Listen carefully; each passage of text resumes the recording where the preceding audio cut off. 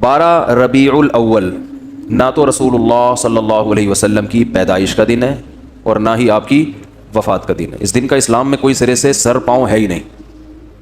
سمجھ رہے ہیں؟ کچھ بھی نہیں ہے. یہ کیوں نہیں ہے؟ اتنے لوگ مناتے ہیں, اتنے لوگ کرتے ہیں. لوگوں کے منانے پر گورنمنٹ کی طرف سے کوئی پابندی نہیں ہے, اس لیے مناتے ہیں لوگ. اتنے سارے علماء کی تقریریں آتی ہیں اس دن کی فضیلت پر, تو وہ اس لیے آتی ہیں کہ تقریروں پر بھی گورنمنٹ کی طرف سے کوئی پابندی بولو بھائی نہیں.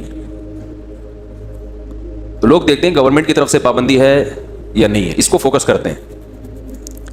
شریعت کیا کہتی ہے یہ تو وہی فالو کرے گا نا جو شریعت کو فالو کر رہا ہو, جو دیکھتا ہو کہ قرآن و سنت کیا کہتے ہیں. ائمہ مجتہدین جن کی قرآن و سنت پہ گہری گرفت تھی وہ کیا کہتے ہیں, وہ اخپل طریقے سے اسلام کو پیش بولو بھائی نہیں کرے گا. اخپل طریقہ نہیں چلتا. آج بہت سے معاملات میں پتہ ہی نہیں چل رہا ہے کہ ان کا لائف اسٹائل یا ان کا مذہب ہے کیا. اخپل طریقہ تو ہر ایک کا, بلوچوں کی الگ روایات ہیں, مہاجروں کی الگ ہیں, پنجابیوں کی الگ ہیں, پٹھانوں کی الگ ہیں. تو اخپل کو لے کے چلنا ہے تو پھر تو ہر قوم کا الگ کلچر, ہر قوم کی الگ روایات. اسلام کو دیکھنا ہے تو پہلے میں 12 تاریخ کے بارے میں آپ کو بتا دوں. ہمارے پاس جو دلائل ہیں وہ سب سے پہلے قرآن ہے. ایسا ہی ہے نا, الحمد سے لے کے والناس تک پورے قرآن میں کہیں بھی نہیں لکھا ہوا کہ نبی صلی اللہ علیہ وسلم 12 تاریخ کو پیدا ہوئے تھے. آپ کہہ سکتے ہیں تو بہت سی چیزیں نہیں لکھی, تو چلو جو نہیں لکھی وہ پھر حدیث میں آتی ہیں. احادیث ہم دیکھتے ہیں تو کوئی ایک صحیح روایت بھی, صحیح حدیث بھی اس بارے میں نہیں ہے کہ آپ صلی اللہ علیہ وسلم 12 ربیع الاول کو پیدا ہو. آپ کو معلوم ہے آج کل انگریزی تاریخوں سے عربی تاریخ اور عربی سے انگریزی نکالنا آسان ہے یا نہیں؟ آپ اپنی ڈیٹ آف برتھ لکھیں, گوگل سے پوچھیں کہ جس دن میں پیدا ہوا اس دن اسلامی تاریخ کیا تھی, گوگل بتائے گا کہ نہیں بتائے گا؟ گوگل بتا دے گا بھائی یہ بن رہی ہے. ایک دن کا فرق اس میں ہو سکتا ہے 29 اور 30 کی بیس پہ, یا مفتی منیب صاحب کی وجہ سے یا پشاور کی وجہ سے ایک آدھ دن کا فرق بولو بھائی ہو سکتا ہے, اس سے زیادہ نہیں ہوگا. اتنی بات پر پوری امت کا اجماع ہے, صحیح احادیث سے ثابت ہے کہ آپ صلی اللہ علیہ وسلم ربیع الاول میں پیدا ہوئے اور پیر کے دن پیدا ہوئے. اب میں ریاضی کی کیلکولیشن میں جاؤں گا تو بہت لمبا ٹائم ہو جائے گا, تو ریاضی دان سے پوچھ لیں آپ. تو جس سال آپ صلی اللہ علیہ وسلم کی پیدائش ہوئی وہ آپ کی وفات سے 63 سال پہلے تھا. راجح قول کے مطابق 63 سال کی عمر میں آپ صلی اللہ علیہ وسلم کا انتقال ہوا. اور اس سے پچھلے سال آپ نے جو حج کیا وہ حج جمعے کا دن تھا, تو جمعے کے دن 9 ذی الحجہ, اور اس سے اگلے سال آپ صلی اللہ علیہ وسلم کی وفات ہوئی ربیع الاول میں. تو کیلکولیشن کرنا آسان ہو گیا کہ نہیں ہو گیا؟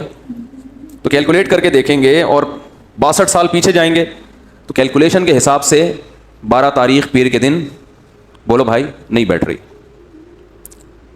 لیکن چلو کوئی ریاضی دان کھینچ تان کے کچھ 62 کو 63 کر دے, 63 کو 64 کر دے, کچھ کر آ کے چلو فرض کر لو کہ بھئی امکان تھا. تو ہم تو سب سے پہلے کسی بھی واقعہ کے لیے مورخین کو فوکس کرتے ہیں یا حدیث کو. ہسٹری سے جس چیز کا تعلق ہے وہ یا تو حدیث میں ہوگی یا تاریخ دان بیان کریں گے. تو مورخین کی رائے میں اچھا خاصا اختلاف ہے, تھوڑا بہت نہیں. ان میں کسی ایک رائے کو ترجیح دینا آپ کے لیے صرف تاریخ کو اگر دیکھو گے تو ممکن نہیں, حدیث کو دیکھو گے تو حدیث میں ہے ہی نہیں.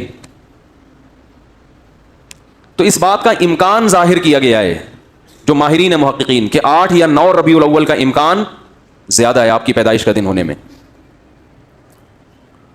تو ویسے بھی ایک بات ذہن میں رکھیں کہ اسلامی تاریخ میں جو بہت اہم ترین واقعات ہوتے ہیں جن کا ہماری پریکٹیکل لائف سے تعلق ہو, 2 چیزیں ہوں, واقعہ اہم اور ہماری عملی زندگی سے تعلق, تو ایسے واقعے کی تاریخ یاد رکھنا یہ اسلام کی ذمہ داری ہے. بات آ رہی ہے سمجھ میں؟ یہ کس کی ذمہ داری ہے؟ اسلام کی, کیونکہ اس پہ عمل ہے. مثال کے طور پر رمضان کا چاند نظر آتے ہی اسلام آرڈر دیتا ہے کہ آپ نے کیا کرنا ہے؟ روزہ رکھنا ہے. اب ماہرین بھول گئے کہ یہ والا مہینہ ربیع الاول ہے, شوال ہے کہ رمضان ہے, کیلکولیشن کر رہے ہیں, بوکھلا گئے. مورخین کا اختلاف ہو گیا کہ یار یہ رمضان ہے کہ شوال ہے کہ ذی قعدہ ہے کہ ذی الحجہ ہے. تو ہمارے روزے کہاں گئے؟ بولو بھائی, روزے گئے اب شک کو شبہ کے ساتھ روزہ رکھیں گے کہ یار پتہ نہیں یہ رمضان ہے بھی کہ نہیں ہے. آپ کہہ سکتے ہیں پہلی تاریخ میں تو اختلاف ہوتا ہے کہ فرض رمضان ہے یا نہیں, اس اختلاف کا شریعت نے حل بتا دیا. الصوم یوم یصوم الناس, جس تاریخ کو لوگ سمجھیں کہ پہلی ہے تو وہ کیا ہے, پہلی ہے. جس تاریخ کو لوگ سمجھیں کہ پہلی نہیں ہے تو وہ کیا ہے, وہ نہیں ہے. اور حکومت کو کا فیصلہ کیا بنا دیا اس میں, معتبر. اس کو یوم شک کہا جاتا ہے جس میں انسان کو تردد ہو, تو گورنمنٹ کو یہ اختیار حاصل ہے کہ وہ فیصلہ کر دے.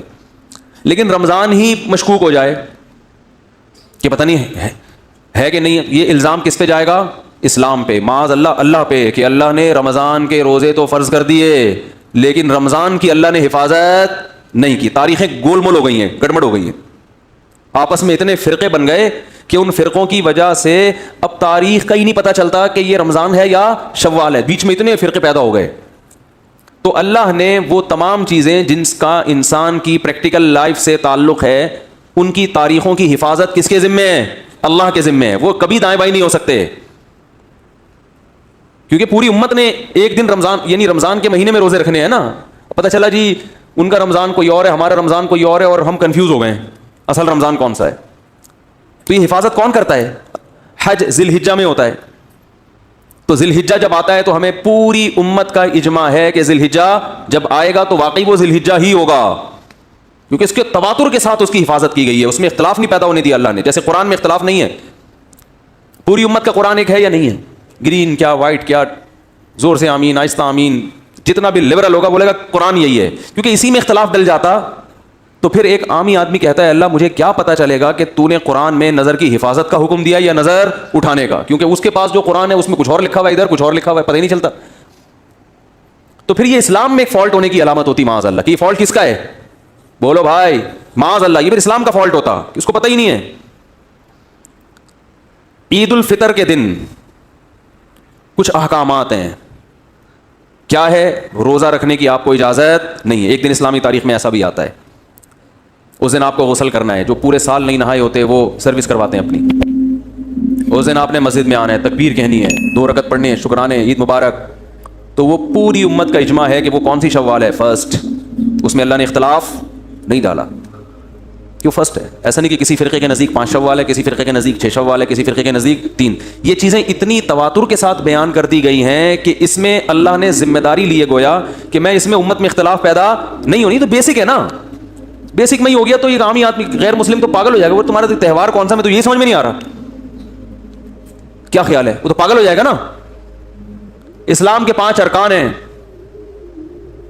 ان میں نماز ہے, نمازوں کے اوقات میں اختلاف نہیں ہے. اختلاف اگر ہے بھی تو افضلیت کا. سب کو پتا ہے ابھی ظہر کا وقت ہے, ساری دنیا میں جب یہ ٹائم آئے گا تو کون سا وقت ہوگا, ظہر کا. تو جو بیسک چیزیں ہیں جن کا ہماری پریکٹیکل لائف سے ان تاریخوں کا تعلق, اور قرآن میں اللہ نے فرمایا قل ہی مواقیت للناس والحج, چاند کی جو منزلیں ہیں ہم نے لوگوں کے عبادتوں کے اوقات کے لیے متعین کر دی ہیں. چاند کا گھٹنا بڑھنا, 12 مہینے, یہ سب کیونکہ اسلامی عبادتوں کا ان سے تعلق ہے. تو اگر 12 ربیع الاول کے دن اسلام کا کوئی حکم اس دن سے وابستہ ہوتا کہ نبی کی پیدائش پہ تم نے یہ کرنا ہے, تو اس پیدائش کے دن میں اللہ کوئی کنفیوژن نہ رکھتا, وہ تمام امت کا اتفاق ہوتا. بخاری مسلم کی صحیح حدیثیں ہوتی تواتر کے ساتھ کہ آپ صلی اللہ علیہ وسلم 12 تاریخ ہی کو پیدا ہوئے ہیں, جبکہ ہمیں اس بارے میں ایک حدیث بھی صحیح بولتے کیوں نہیں بھائی, نہیں.